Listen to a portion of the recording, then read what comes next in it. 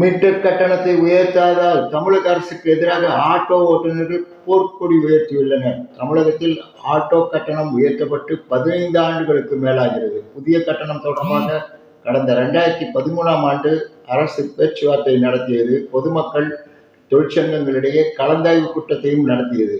இந்த கட்டண விவரங்கள் குறித்து அரசுக்கு பரிந்துரைகள் தயார் நிலையில் இருக்கின்றன. ஆனால் அரசு நடைமுறைப்படுத்தவில்லை. விலைவாசி உயர்வால் தங்களுக்கு வாழ்க்கை சுமையும் கூடி இருக்கிறது. எனவே ஆட்டோ கட்டணத்தை தாங்களே உயர்த்தப் போவதாக உரிமை குரல் ஓட்டுநர் தொழிற்சங்கத்தின் பொதுச் செயலாளர் ஜாகிர் ஹுசைன் அறிவித்துள்ளார். இதற்கிடையே தன்னிச்சையாக கட்டணம் உயர்த்தப்பட்டால் அரசு நடவடிக்கை மேற்கொள்ளும் என்று இன்றைக்கு என்னுடைய ஓட்டுநர் சங்கங்களின் கூட்டமைப்பின் சார்பாக பத்திரிகையாளர்களை சந்திக்கிறோம். மிக முக்கியமான நோக்கமாக ஆட்டோக்களுக்கு 12 ஆண்டுகளாக அரசு கட்டணம் நிர்ணயம் செய்யாததை உணர்ந்து ஓட்டுநர் தொழிலாளர்களுடைய வாழ்க்கையில் முன்னேற்றம் வேணும் என்பதற்காக, பொதுமக்களுக்கும் ஓட்டுநர்களுக்கும் நல்லுறவு வேணும் என்பதற்காக குறைந்தபட்ச கட்டணமாக ஆட்டோக்களுக்கு 50 ரூபாயும், கூடுதல் கட்டணங்கள் ஒரு கிலோமீட்டருக்கு 18 ரூபாய் அப்படின்றத நிர்ணயம் பண்ணியிருக்கிறோம். அதே போல பாத்தீங்க அப்படின்னா வருகின்ற 1/2/2025 முதல் நாங்கள் இந்த கட்டணத்தை தான் வாங்குவோம். ஏன்னா போக்குவரத்து துறை ஆணையர் தெளிவான பதில்களை திரும்ப 2022 5ஆம் மாசம் பொதுமக்கள், அதுக்கப்புறம் தொழிற்சங்க பிரதிநிதிகள் ஆகியோர்கள் கூட்டங்களை நடத்தி, அதுக்கப்புறம் இன்றைக்கு வரைக்கும் வரக்கூடிய பதில் என்னன்னா, அரசுக்கு நாங்க பரிந்துரை செஞ்சுட்டோம், அரசு கட்டணத்தை விரைவில் நிர்ணயம் செய்யும். இது மட்டும் தான் பதிலா வருது. போராட்டம் நடத்தியவர்கள் மீது வழக்கு பதிவு செய்யப்படுது. அவங்க கைது செய்யப்படுறாங்க. ஆட்டோ மீட்டருக்காக கால் டாக்ஸி தொழிலாளர்கள் கைது செய்யப்படுறாங்க. சரிங்களா? அப்படி இருக்கக்கூடிய சூழ்நிலைகள்ல போக்குவரத்து துறை அமைச்சரும் இதற்கு எந்த விதமான பதிலும் சொல்றது இல்லை. கால் டாக்ஸிகளை பொறுத்த வரைக்கும் அதே போல 1/2/2025 வந்து ஓலா, ஊபர்ல நாங்க வாகனங்கள் ஆட்டோ கால் டாக்ஸிகளை இயக்க மாட்டோம். அதுக்கு பதிலாக நம்ம யாத்திரையில தான் இயக்குவோம். முக்கியமான நோக்கம் என்னன்னா, ஒரு நாளைக்கு ஓலா, ஊபர்ல நாங்க ஒரு 2000 ரூபாய்க்கு வண்டி ஓட்டினா 25% கமிஷனாக 500 ரூபாய் வரைக்கும் என்ன பண்றாங்க, எடுத்துக்கிறாங்க. சரிங்களா? இதே நம்ம யாத்திரையில ஓட்டோம்னா ஆட்டோக்கு 25 ரூபாய் சப்ஸ்கிரிப்ஷன் மட்டும் தான் எடுக்கிறாங்க. இது நம்ம டாக்ஸினா பாத்தீங்கன்னா 35 ரூபாய் எடுக்கிறாங்க.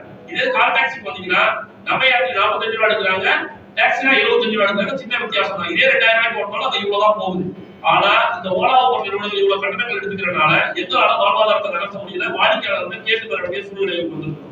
அதே போல ஓட்டுநர்களுக்கு பாதுகாப்பு இல்ல. சமீபத்துல ஒரு ஓட்டுநர் சமீர் அப்படின்றவரு வாகனத்தை ஊபர்ல ட்ரிப்பை முடிச்சு ஒரு 5 நிமிஷத்துல காலை விட்டு இறங்கும் போது விபத்துல என்ன பண்ணிடுறாங்க, இறந்துடுறாங்க. ஆனா ஆன்லைன்ல அப்பயும் அவர் இருக்கிறார்.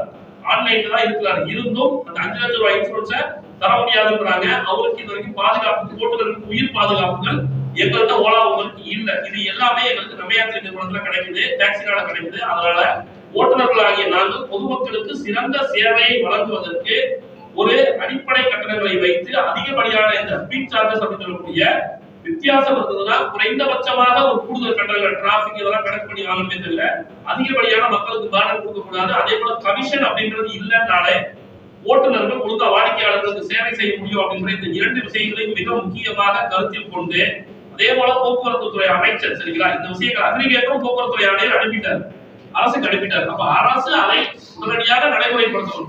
சமீபத்துல கூட மினி பஸ்ஸுக்கு கட்டணத்தை ரிவைஸ் பண்ணி அரசாங்கத்தால போட முடியுது.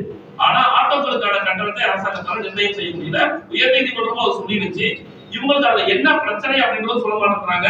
அமைச்சரும் நாங்க தொடர்பு கொண்டு அவரோ அவருடைய உதவியாளர்களோ 2023 மார்ச்ல கோட்டையை நோக்கி பேரணிக்கும் போது இவங்க கூட்டு வச்சு உட்கார வச்சு பேசின அமைச்சர் இதன் பின்பு இப்ப எங்களை என்ன பண்ண மாட்டேங்கிறாரா, எங்களுடைய அழைப்புகளை கூட ஏற்க மாட்டேங்கிறாரு, தவிர்க்கிறார். எனவே அரசு ஆட்டோக்கு கட்டணத்தை நிர்ணயம் செய்யும் வரை இந்த கட்டணத்தோட வசூலிப்போம். 1/2/2025 முதல் ஓலா, ஊபர்ல வண்டி ஓட்ட மாட்டோம், நம்ம யாத்திரை டாக்ஸினால வண்டி ஓட்டுவோம். பொதுமக்கள் இதற்கு பேராதரவு தர வேண்டும் என்று உங்கள் அனைவரையும் எங்களுடைய கூட்டமைப்பு சங்கங்கள் அனைவரையும் சார்பாகவும் கேட்டுக்கொள்கிறோம். இன்றைக்கு பாத்தீங்கன்னா இதற்கு ஆயிரக்கணக்கான தொழிலாளர்கள் எங்களுக்கு ஆதரவு கொடுத்திருக்கிறாங்க. கிட்டத்தட்ட 80% ஓட்டுநர்கள் இது ஆதரவு கொடுத்திருக்கிறாங்க. இந்த கூட்டமைப்பு சங்கம் இன்னைக்கு பத்திரிகையாளர் சந்திப்புல உரிமை குரல், உரிமை கரங்கள், அனைத்து ஓட்டுநர்கள் வாழ்வுரிமை, சிகரம் ஓட்டுநர்கள், புதிய அக்னி சிறகுகள் ஓட்டுநர் தொழிற்சங்கங்கள், அதே போல பாத்தீங்கன்னா இணைந்த கைகள், சென்னை பீனிக்ஸ் ஆட்டோ ஓட்டுநர்கள், கற்பா இஸ்லாமிய அமைப்பு ஆட்டோ ஓட்டுநர்கள், சிறகுகள் ஆட்டோ ஓட்டுநர்கள், அதே போல டாக்டர் அப்துல் கலாம் ஓட்டுநர் நல சங்கங்கள் ஆகிய சங்கங்கள் இணைந்து இந்த பத்திரிகையாளர் சந்திப்பை நடத்தியிருக்கிறோம். எங்களுக்கு பொதுமக்கள்கிட்ட சிறப்பான சேவைகளை செய்யணும், பொதுமக்களோட சட்டை இல்லாமல் நிம்மதியா இருக்கணும். அதுக்கு அரசாங்கம் ஆட்டோமேட்டிக் கட்டணத்தை மாற்றி அமைக்கணும். அதே போன்று ஓலா, ஊபர் போன்ற அனைத்து அக்ரிகேட் நிறுவனங்களுடனும் கூட்டங்களை நடத்தி முறைப்படுத்தி தர வேண்டும் என்கின்ற கோரிக்கைகளை தான் தொடர்ந்து வைத்து இந்த விஷயங்களை நாங்கள் முன்னெடுத்திருக்கிறோம் என்பதை உங்கள் அனைவருக்கும் தாழ்மையோடு தெரியப்படுத்துகிறேன்.